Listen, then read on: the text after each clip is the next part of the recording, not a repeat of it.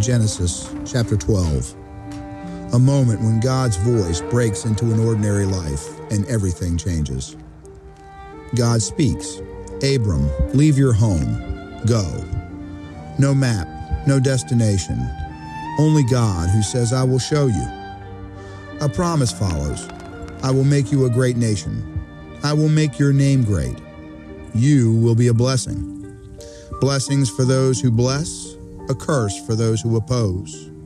And Abram, without hesitation, steps out in faith.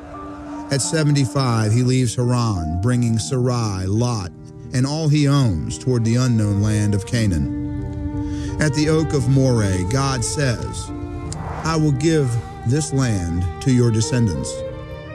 Abram builds an altar, worship, trust, obedience. He moves on between Bethel and Ai. Another altar, another prayer. Southward he travels until the Negev receives him. But then, famine.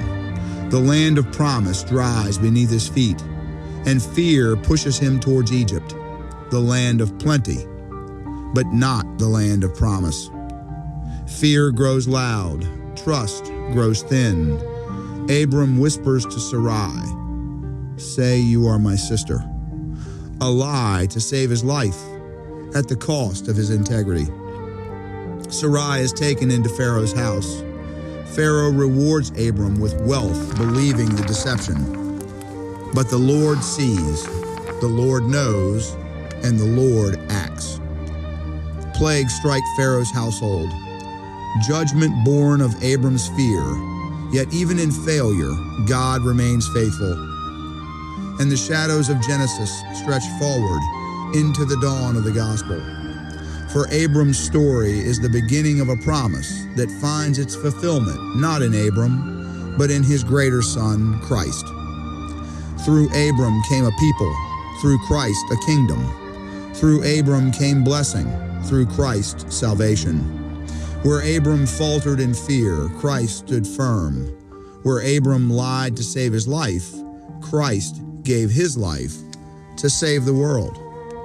The call of Abram, the promise, the journey, all point forward to the cross, to the empty tomb, to a blessing now reaching every tribe, tongue, and nation.